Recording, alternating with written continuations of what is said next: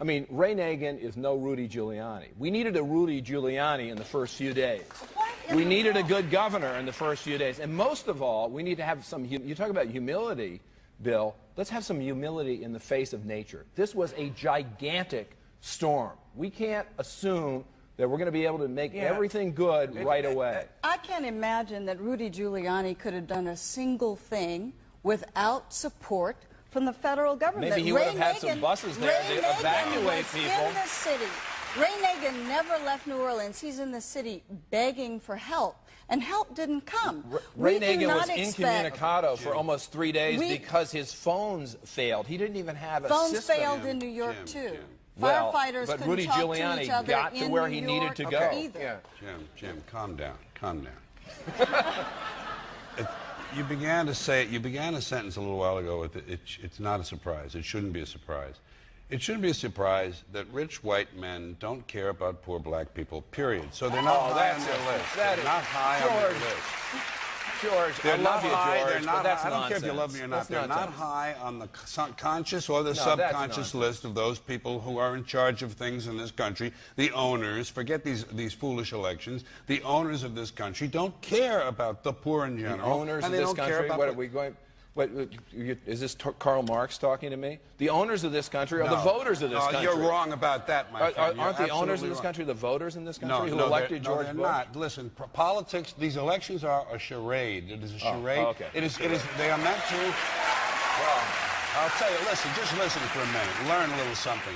The elections and politicians are in place in order to give Americans the illusion that they have freedom of choice. You don't really have choice in this country. Well, and as long as you brought up the racial issue, I have to tell you, there's a friend of mine who lives in New Orleans, is black, and I wrote down exactly, word for word, what she said, because I think it bears repeating. She said, after 9/11, I was American, now I'm back to being black. And I think among the feathers in George Bush's resume is that I think he has lost a whole generation of black people who might have felt that way after 9/11 and now are like, you know what, I can't believe I started to buy into that bullshit. And I think we're going to have to see a generation of black people who were born after the great fuck-up of 2005 before they started believing in America like they started to after 9/11. You know, So Bill, I just want to be clear on this. So the point is that George Bush did not care about African Americans in New Orleans. That's right. He let them die. That's right. As opposed to the mayor of New Orleans, who didn't even stock the Superdome with food, who is an African American himself, who didn't provide buses so that people could evacuate. And George W. Bush is, of course, the first president of the United States to appoint an African-American as Secretary of State, First of all, and another African-American as Secretary of State. And there are people much like George Bush in terms of class. I don't think so it's that race doesn't matter. I don't know. It's class that matters. I think that we're back to Karl Marx again. Class and race are inseparable in America. I think it is impossible. impossible. There are no poor white people in America. It is impossible to talk about class in America without talking about the fact that the preponderance of black people in this country are still disproportionately poor. It is also impossible to talk about what happened in New Orleans without some white conservatives focusing on the looting, the crime, instead of focusing on the vast majority of poor black people who were law-abiding, who were frightened themselves. But when many, many white Americans see something like what went on in New Orleans with a few black criminals getting completely out of control, they think, oh, that's the way black people behave. And let me ask you this about the looting. Would you agree that there was two kinds of looting? That there was the kind where people were desperate because they were starving and maybe were taking food out of a store, and then there were some people who were taking stereo equipment. Yeah. Would you agree that there was two kinds of looting? Yeah, people were walking away with television sets. Okay, but would you agree that there was... Wait, would you agree that there was those two kinds of looting? Yes. Okay.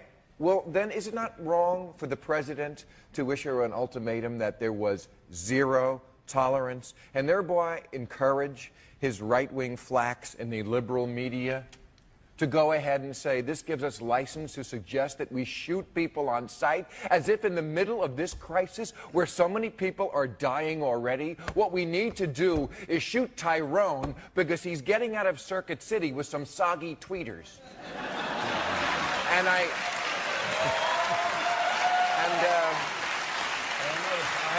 think Tyrone always had soggy tweeters, quite frankly. I have an addendum to that. The real looting in this country takes place in the transfer of the wealth from the poor to the rich. I'm sorry that you don't like class and the truth, my friend, but you're just stuck with it. Class and the poor have been systematically looted in this country. The rich have been made richer under this criminal, fascist president and his government. You know, George, I think do you know what fascism is? Fascism, you know what fascism is? To America, you know what Nazis are? No, wait, sir, wait, sir. When fascism comes to America, it will not be in brown and black shirts. It will not be with jackboots. It will be Nike sneakers and smiley shirts. Smiley. The fascism... Germany lost the Second World War. Fascism won it. Believe me, my friend. Fascism is when corporations become the government. Yes. And that's sort of what we have. And poverty has gone up. So 17. Get this straight. George, you think that looting is looting okay if there's no hurricane? First of all, property. Can you break into tweeters whenever you want? We're talking I about have no problem with theft. May I be honest no with problem you? With I have no problem with theft. It's true. But wait a sec. We're talking looting. We're not saying, you know, this reminds me of the O.J. situation. It wasn't that O.J. was innocent. We all knew he killed his wife. Okay? It's not that looting is good. We all know looting is bad. It's the priorities. It's the fact that white people obsessed on one black guy getting away with a crime once, when it had worked in reverse 1 billion times more. The same way they're obsessing about a few people getting away in the middle of this much bigger crisis. It's a matter of what's proportional. I think that's what we're saying about looting. No one is defending looting. Well, George is defending looting, but I have no stake in it. I have no stake in the outcome. I think one of the things that happened in New Orleans was something that I think every American should fear in similar circumstances. Anybody who went through, let's say, the blackout in New York understands this, which is a breakdown in order. That's something you need to fear. The idea of mobs, whatever their race is, coming down to your neighborhood, banging down your door, stealing what you have, whether you stole it from the poor or not, which I think is nonsense. This is something to worry about. It is something serious that we should worry about, a breakdown in order. And that's what happened in New Orleans. Jim, I can tell you that because I have friends who underwent it. That is not what happened in New Orleans. Read the New Yorker magazine this week. It is what happened in New Orleans. Jim, there were so many rumors. There were so many rumors about riots in shelters in Baton Rouge, about rapes of small children.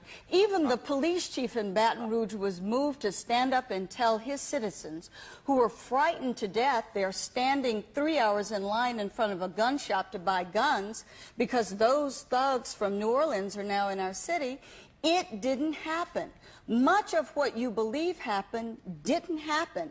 But once many white people see a very few black men who are lawless, then the entire country is under attack. Frankly, I mean, I don't know what's wrong with me, but I don't care what their race is.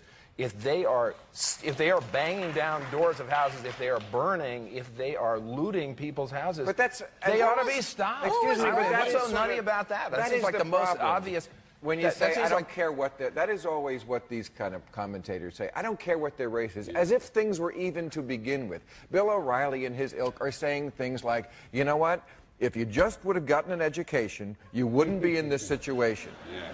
As if it's easy to get an education in situations where there's so much segregation. Bill, I completely agree with you on that score. I think the education system in New Orleans is atrocious. The public housing system in New Orleans is horrifying. It's probably the worst in the country. I mean, those issues should have been addressed. And Americans saw in this hurricane, they were privy finally to what people in New Orleans had seen for decades and have tried to change and have been unable to change. And I hope those things change. Are you ashamed? I'm on your side. Are you ashamed of your country right now? Absolutely not. I am not ashamed of my country.